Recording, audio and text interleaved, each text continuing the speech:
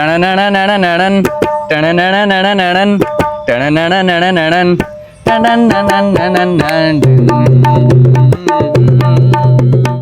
પપ્પાને મ્યુઝિકનો બહુ શોખ, પણ એ એના ટાઈમમાં શું કઈ રાજકોટ વાળો મજામાં?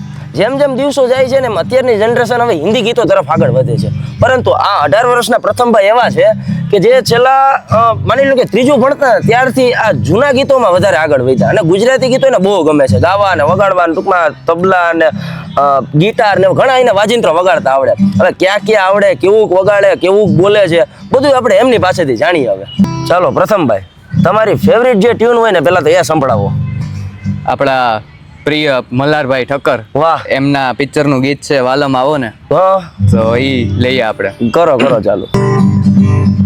હું મને શોધ્યા કરું પણ હું તને પામ્યા કરું, તું લઈને આવે લાગણીનો મેળો રે, સાર તું મારી મદલનો સાથ, તું મારી ગઝલનો, તું અધૂરી વાર્તાનો છેડો રે, મીઠડી આ સજા છે, દર્દોની મજા છે, તારો વિરહ પર લાગે વાલો રે. મૌલિકભાઈ, વાલમ આવો ને વાલમ આવો ને, મારી છે દિલની સગાઈ, ઓ તા થયા તા થયા થયા.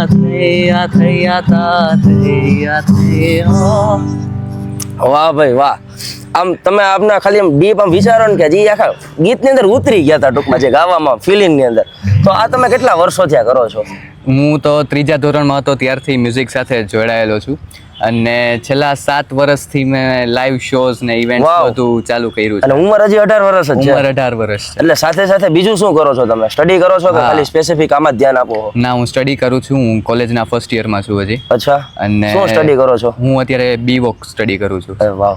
અને સાઈડમાં હું ક્લાસ ચલાવું છું પોતાના મ્યુઝિકના. અરે પણ. અને હું ડાન્સર છું, એટલે ગિટાર, તબલા, ક્લેપબોક્સ, ઢોલ, ઢોલક, ઘણા બધા ઇન્સ્ટ્રુમેન્ટ્સ વગાડું છું. ઓલ ઇન વન કેરેક્ટર છે ભાઈ. અને વગાડે છે ને ડાન્સય કરે છે. અને ડાન્સમાં કોરિયોગ્રાફી પણ કરાવું છું. વાહ ભાઈ વાહ, બહુ સારી વાત કે અત્યારના જનરેશનમાં તમે આ ઉંમરે આટલું અચીવમેન્ટ કરો. અને આમાં ટૂંકમાં તમારા પપ્પા કે એમના દાદા કે એમને કઈ એનો શોખ હતો કે મ્યુઝિક સાથે, કે જે તમે પછી તમારા વારસામાં આવ્યું એવું કઈ છે?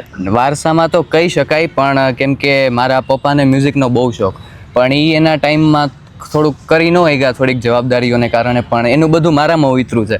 વાહ. તો એનો શોખ બધું મારા થકી કમ્પ્લીટ કરે છે, અને મને પણ ખૂબ શોખ છે, તો પણ હું કરું છું મારી. તમે ફર્સ્ટ ટાઈમ તમે કીધું તમે લાઈવ કોન્સર્ટ કરો અત્યારે, તો ફર્સ્ટ ટાઈમ જે તમારું હતું પ્રોગ્રામ, ત્યાં તમારું તમે શું કહેવા માંગો છો એના વિશે, જે પહેલી વાર તમે કર્યું હતું? એ ફર્સ્ટ મારો પ્રોગ્રામ હતો ઓપન માઇક રાજકોટમાં. આપણે જે કેટલા ટાઈમ પહેલા હતો? એ હતો જ્યારે હું હતો 9th સ્ટાન્ડર્ડમાં. 9મું ભણતા? જ્યારે હું 9મું ભણતો હતો, અને ત્યારે હું તબલામાં વગાડવા ગયો હતો. અને ત્યાં તો હું મારું ફર્સ્ટ ટાઈમ હતું, એટલે હું થોડોક નર્વસ હતો, પણ જો કે સ્ટેજ ફિયર નથી મને એટલું બધું, એટલે જે મેં મજે કરાવી છે એ બધાને બહુ આનંદ આવ્યો મેં. વાહ.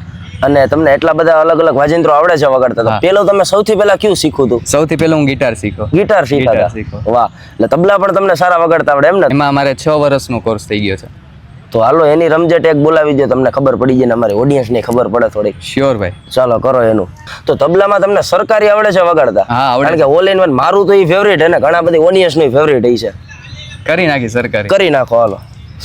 જે ટ્યુન વાગતી હોય એમ એમાં પછી થાલ આવે કે ભાઈ ટણનણનણનણન ટણનણનણનણન ટણનણનણનણન ટણનણનણનણન.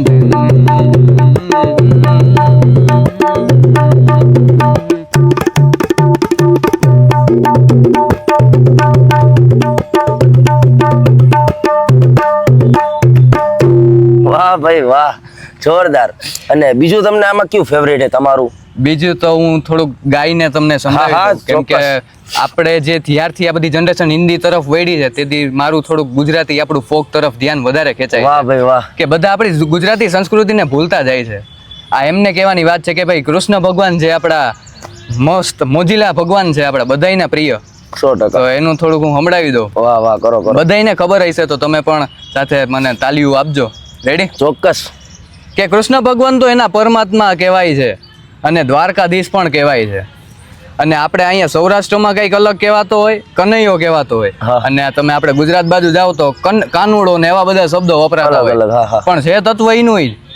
તો હું પ્રસ્તુત કરું છું કે કળ જુગ નકો નયો વડી દિલે જેતે નારો હોને વાલો લાગે પરણે એ પ્રેમ નો પર યાય એના મનમાં શું હાલે ભાઈ કોઈ નવો જાણે પણ એ તો જાણે બધાના દલડાની વાત અને ધાર્યું એના મન નુઈ કર તો રાવ તો ને સામ દામ દંડ ભેદ કોઈ પણ ઉપાય પ્રેમમાં પડવું એના માટે એક રમત છે ભલા પાછી દિલના કટકા થઈ જાય નટઘટ ન કરાડો જાણે નંદજી ન લાલો હોને પ્રાણ થી એ પ્યારું એ તો લાગે બહુ વાલો જીવન જીવાડે વળી હવન એના ચાડે પાછા દુનિયાના રંગો એની નજરે બતાડે બોલે મીઠું મધ જેવું બધાને ફસાવે પાછો એના સુર તાલે આખા જગને રમાડે હસતો હસાવતો ને ગીત ગવડાવતો ને રાજી રાખે દુનિયાને મુખ મલકાવતો દિલનો જે બાજીગર જોને કેવો જાદુગર દિલોને મિલાવે ગમે તેમી એવો કારીગર રંગી રંગીલો મારો થોડા છે હોટીલો મારો કાનુડો ઓટીલો જતા રહે તો મોજીલો. વાહ ભાઈ વાહ. હવે ગાતા ગાતા તમે કયું બેસ્ટ વગાડી શકો? હાયરે ડાકોરના ઠાકોર લઈ લે. કરી બતાવો. વાહ ભાઈ વાહ. ડાકોરના ઠાકોર પ્રસ્તુત કરું છું તબલા સાથે. તો લાઈન અહીંથી ચાલુ કરું છું કે તારા દ્વારે વાલા આવું હું તો આવું ઓ શામળિયા દોડી ધજા લહેરાઉં એકલાયો મૂંઝાણો જ્યારે આયો દ્વારે લો દુનિયાનો દાતાર બની તું કેમ બન્યો છે કઠોર ઠાકોર ના ઠાકોર તારા બંધ દરવાજા ખોલ ખોલ ખોલ ખોલ ઠાકોર ના ઠાકોર તારા બંધ દરવાજા ખોલ. વાહ ભાઈ વાહ.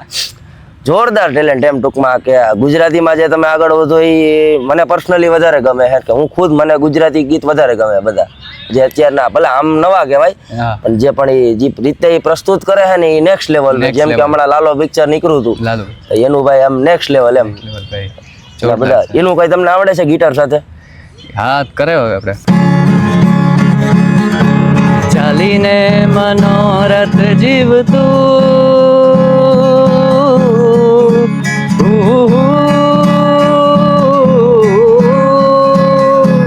ચાલીને મનોરથ જીવતું માલી રે માયાને જીવતું અધીરો ને વ્યાકુળ થઈને પામે રે કશું નહીં જીવતું ઓ અધીરો ને વ્યાકુળ થઈને પામે રે કશું નહીં જીવતું ચાલીને મનોરથ જીવતું માલી રે માયાને જીવતું અધીરો ને વ્યાકુળ થઈને પામે રે કશું નહીં જીવતું.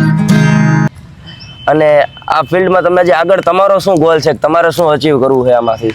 આમાં તો બસ મારી અત્યારે એ જ ગોલ છે કે હું મોટા મોટા આર્ટિસ્ટ સાથે કામ કરું. આપણા કીર્તિદાન સર છે, આદિત્ય ગઢવી સર છે, બધાને કોન્ટેક્ટમાં આવું ને લોકો સાથે કામ કરું ને આપણી ગુજરાતી ઇન્ડસ્ટ્રીને આગળ જેમ બને શકે એમ આગળ વધારીએ. તમે એટલા પ્રોગ્રામ કર્યા અત્યાર સુધીનો તમારો બેસ્ટ ટૂંકમાં પ્રોગ્રામ કયો રહ્યો કે ભાઈ આ તો અત્યાર સુધીનો એની મોમેન્ટ જ અલગ હતી એમ? બેસ્ટ પ્રોગ્રામ હું કહી શકું છું કે હું એકવાર અમદાવાદ ગયો હતો, મારો પ્રોગ્રામ હતો અને ત્યાં આખું કહીને કે મોસ્ટ ઓફ પોણા ભાગનું અમદાવાદ ત્યાં મોજૂદ હતું. હા. અને આખી હું મારી ટીમ સાથે ગયો હતો અને ત્યાં જે આખું આમ કહીને કે જેન્ઝી ડાયરો જેને કહેવાતો હોય ભલે બેઠક આપણે નીચે રાખી હતી પણ આમ કોન્સર્ટ ટાઈપ ડાયરો કરી નાખ્યો હતો આપણે એટલે એ આપણો એક બેસ્ટ મોમેન્ટ હતી. વાહ. એટલે તમે બહાર કઈ કઈ જગ્યા સુધીમાં ટૂંકમાં પ્રોગ્રામ કરવા માટે ગયેલા છો? હું બરોડા ગયો છું, અમદાવાદ ગયો છું, રાજકોટમાં તો હું કરતો જઉં છું અને બસ આગળ આપણે વધીએ એમ કરીએ. વાહ ભાઈ વાહ, જોરદાર. તો આવા જ અવનવા વિડીયો જોવા માટે અમારી આ ચેનલ અવર રાજકોટને અત્યારે સબસ્ક્રાઇબ કરી લેજો અને આ વિડીયો સ્પેશિયલી મને તો બહુ ગમ્યો. તમને ગમ્યું હોય તો લાઇક શેર અને કોમેન્ટ કરવાનું ભૂલતા નહીં. તો મળીએ હવે નવા વિડીયોમાં કંઈક નવી માહિતી સાથે. ત્યાં સુધી બાય બાય.